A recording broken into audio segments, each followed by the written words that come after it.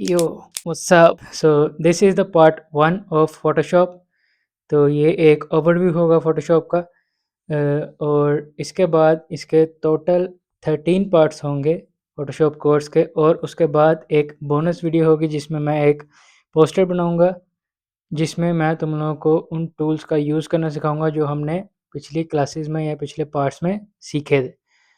तो रिसोर्सेज के लिए मेरे डिस्कॉर्ड सर्वर का लिंक तुम लोगों को नीचे मिल जाएगा। वहाँ पे सारे रिसोर्सेज जो मैंने यूज़ किए हैं वो तुम्हें डिस्कॉर्ड पे मिल जाएंगे।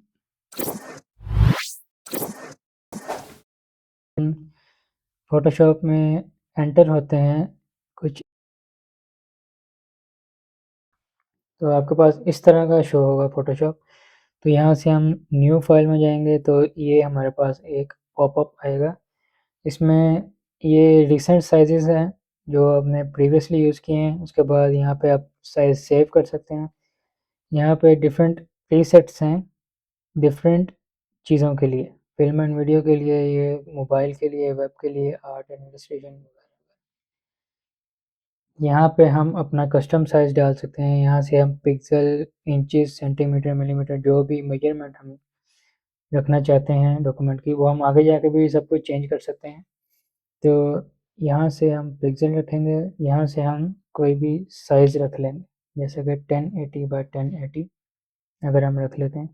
तो यहाँ से ओरिएंटेशन है, अभी ये स्क्वायर, जैसे कि 1080 बाई 1080 स्क्वायर होगा क्योंकि बहुत आर इक्वल। लेकिन अगर हम इसको 1920 हाइट में कर देते हैं तो ये वर्टिकल होगा, मतलब पोर्ट्रेट में होगा, पोर्ट्रेट मोड।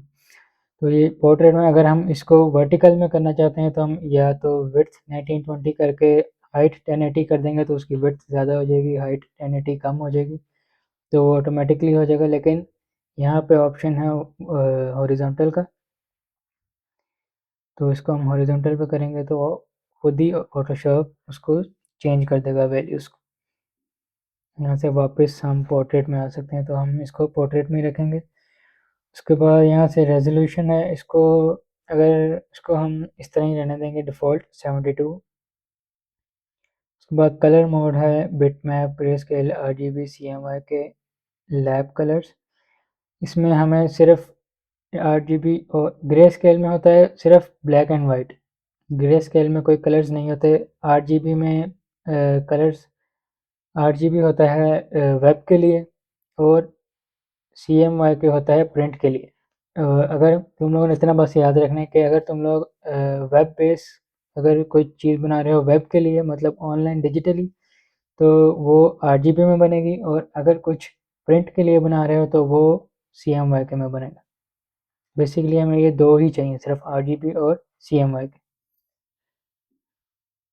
ये भी हम डिफ़ॉल्ट ही रहने देंगे। उसके बाद बैकग्राउंड हम डिफरेंट सेलेक्ट कर सकते हैं, बैकग्राउंड कलर सेलेक्ट कर सकते हैं, black, background colour transparent and custom colour भी डाल सकते हैं, लेकिन हम इसको वाइट ही रहने देंगे। एडवांस ऑप्शन भी हम नहीं छेड़ेंगे। तो क्रिएट,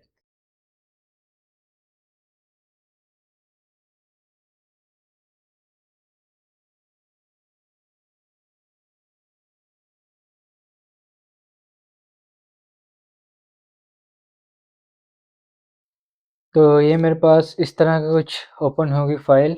तो यहाँ पे मेरे पास कुछ ग्रुप्स हैं, पैनल्स हैं कुछ। तो तुम लोगों के पास इस तरह का एक ओवरव्यू शो हो रहा होगा। तो यहाँ पे ये मेरे पास लेफ़्ट साइड पे टूल बार है, जहाँ पे सारे टूल्स हैं। ऊपर कुछ हर टूल के ऑप्शंस आ रहे हैं, हर टूल के अलग-अलग होंगे। उसके बाद यहाँ पे कुछ पैनल्स हैं, कलर, स्वॉचेस, ग्रेडिएंट्स, पैटर्न। उसके बाद नीचे प्रॉपर्टीज़, एडजस्टमेंट, लाइब्रेरीज़। उसके बाद मेरे पास यहाँ नीचे लेयर्स, चैनल्स और पाथ्स। अभी तुम लोग देखोगे ग्रुप्स की शक्ल में बने हुए हैं। इन सब पे मैं जिस पे क्लिक करूँगा वो ओपन हो जाएगा।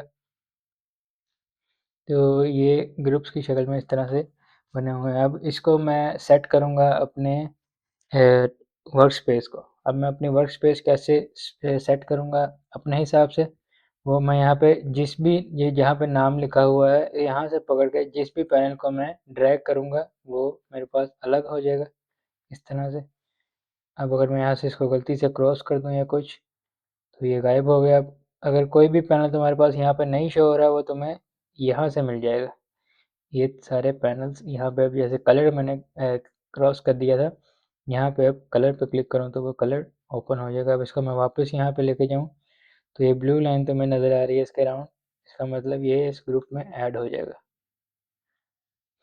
इस तरह से। और अगर मैं यहाँ से पकड़ के ड्रैग करूँ एम्प्टी स्पेस से तो ये पूरा ग्रुप मेरे पास ड्रैग होगा।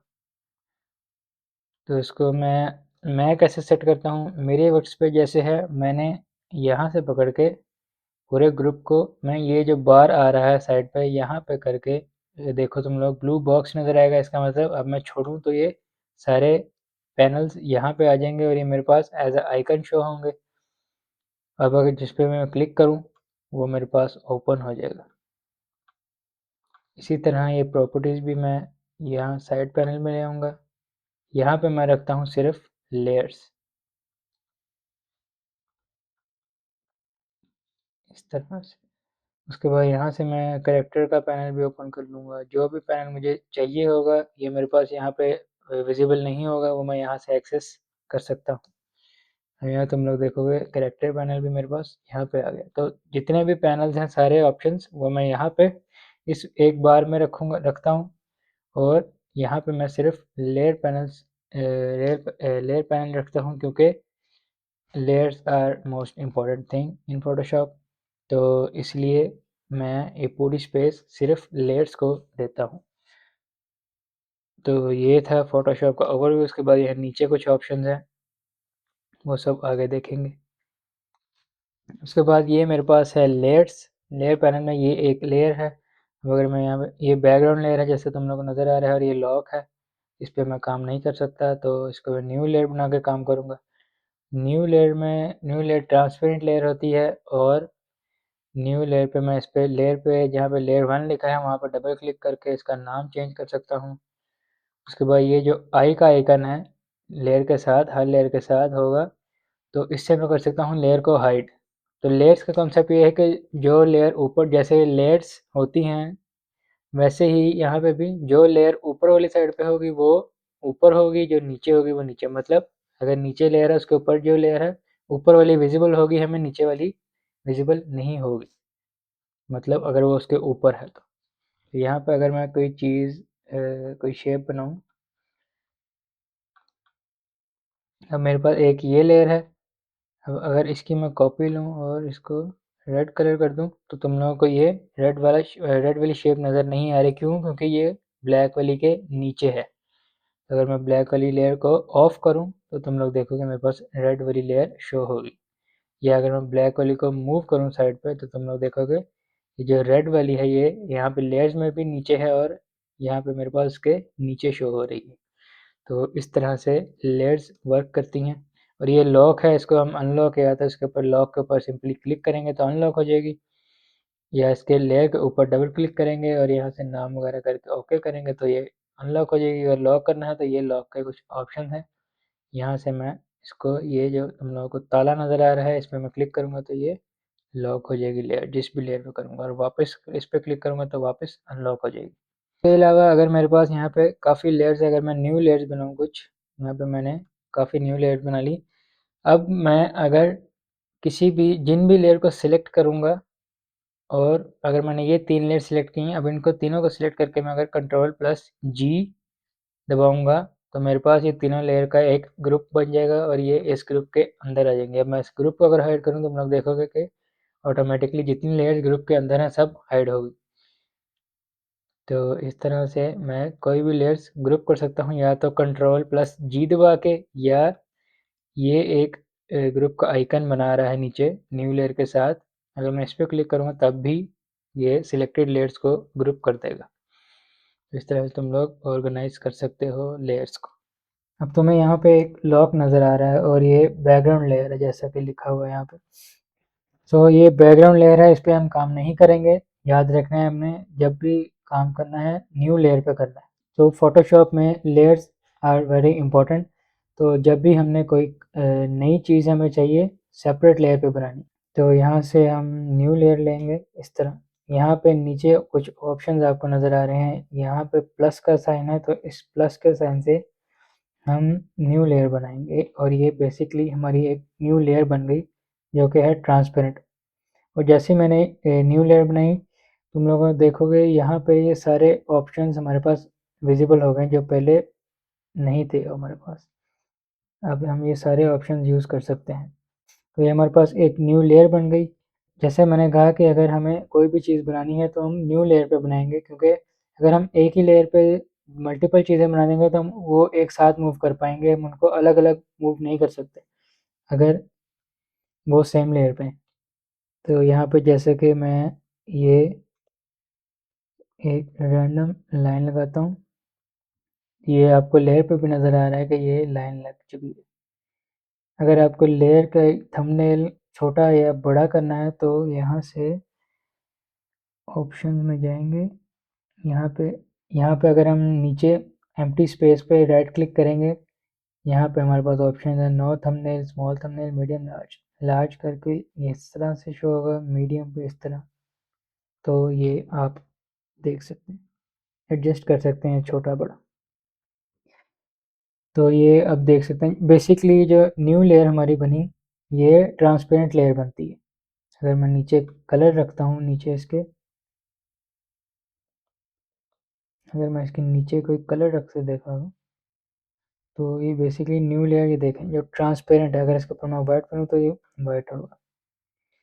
तो बेसिकली जो न्यू लेयर है ये हमारी ट्रांसपेरेंट लेयर बनी है। इसके ऊपर हम जो भी करेंगे वो हमारे पास शो होगा, लेकिन बाकी एरिया ट्रांसपेरेंट होगा। तो अगर मैं इसके ऊपर ये लाइन लगाऊँ दोबारा, तो ये आपको थंबनेल में भी नज़र आएगा, ये लाइन लगी है। अगर अब मैं दोबारा इस पर एक और लाइन लगाऊंगा सेम लेयर पे, तो अब अगर मुझे ये मूव करनी है इसको अलग से, तो ये अलग मूव नहीं होगी इस तरह से। उसको करने का भी एक तरीका है, लेकिन बेसिक चीज़ ये है कि ये इकट्ठी मूव होगी जो भी चीज़। तो अब अगर मैं सेम चीज़ पहले न्यू लेयर बनाऊंगा, फिर अगर मैं लाइन लगाऊंगा, तो अब ये दोनों अलग अलग लेयर्स पे हैं। तो अब अगर मैं इसको मूव करूंगा तो सिर्फ ये वाली मूव होगी, क्योंकि ये डिफरेंट लेयर पे है और ये डिफरेंट लेयर पे। तो लेयर्स का ये सीन है। लेयर बेस्ड काम करना है फोटोशॉप में, हमने लेयर बेस्ड काम करना है। तो अगर कोई नई चीज़ करनी है तो वो नई लेयर पे करनी है। So if you have learned anything from this video or this course, you can leave a like to this video and subscribe the channel. This would help this channel a lot and I would really appreciate that.